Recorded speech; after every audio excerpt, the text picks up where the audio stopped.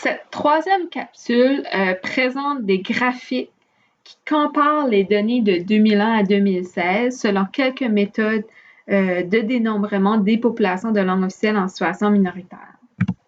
Le premier graphique concerne le nombre de la population francophone en situation minoritaire qui vivent au Canada hors Québec, selon quelques méthodes qui ont été présentées dans une capsule précédente. Donc, la première concerne la langue maternelle dans la première colonne de couleur bleue.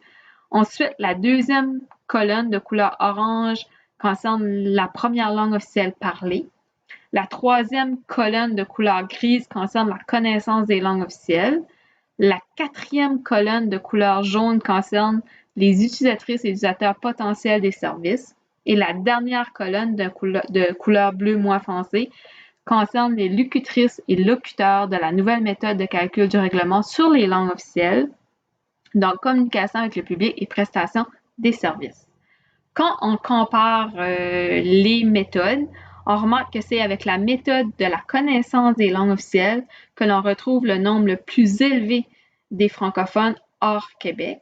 Et quand on regarde les deux principales méthodes utilisées, soit la langue maternelle et la première langue officielle parlée, on remarque que le nombre est assez similaire d'un recensement à l'autre.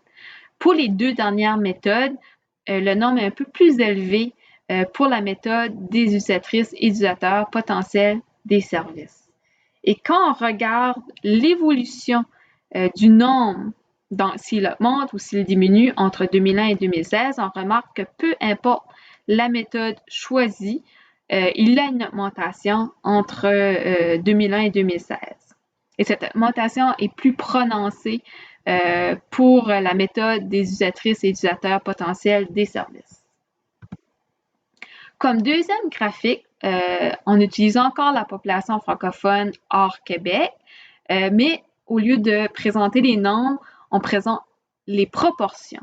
Donc, le tableau est assez similaire qu'avec les nombres. En fait, la proportion la plus élevée concerne encore la connaissance des langues officielles. Si on regarde la langue maternelle et la première langue officielle parlée, la proportion est assez similaire. Par contre, quand on regarde l'évolution de 2001 à 2016, en point de pourcentage, en nombre, on voit une augmentation, mais en point de pourcentage, on remarque une légère diminution, peu importe la méthode choisie entre 2001 et 2016. Ensuite, on a fait un graphique pour les Québécoises et les Québécois d'expression anglaise, donc de voir l'évolution entre 2001 et 2016 selon différentes méthodes en nombre. Donc ici, c'est encore là avec la méthode de la connaissance des langues officielles que l'on retrouve le nombre le plus élevé des Québécoises et des Québécois d'expression anglaise. Et si on prend les deux variables les plus utilisées, donc la langue maternelle et la première langue officielle parlée, c'est avec la première langue officielle parlée que le nombre est le plus élevé. Pour les deux dernières méthodes, le nombre est plus élevé pour les utilisatrices et utilisateurs potentiels des services. Et quand on regarde l'évolution du nombre de 2001 à 2016, peu importe la méthode choisie, il y a une augmentation de ce nombre et l'augmentation est plus importante concernant la méthode des utilisatrices et utilisateurs potentiels des services. Au niveau proportion, on arrive à peu près au même résultat, c'est-à-dire que la proportion est plus élevée quand on prend la connaissance des langues officielles. Elle est plus élevée aussi quand on prend la première langue officielle parlée au lieu de la langue maternelle. Et quand on regarde l'évolution du point de pourcentage entre 2001 et 2016, ici on remarque une légère augmentation entre les deux recensements.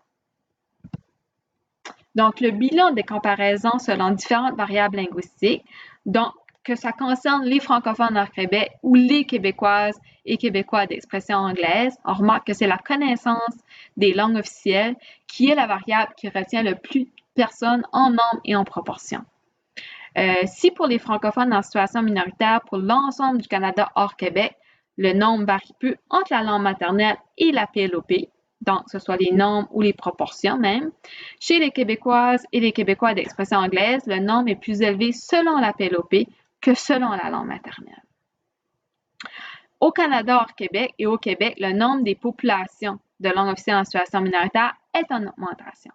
Par contre, quand on tient compte des proportions, chez les francophones au Canada hors Québec, ces proportions en point de pourcentage, rappelons-le, est en diminution entre 2001 et 2016, alors qu'au Québec, la proportion de Québécoises et de Québécois d'expression anglaise est en augmentation. Donc, j'invite les gens à communiquer avec moi par courriel qui est indiqué sur ce diapo s'ils ont des questions.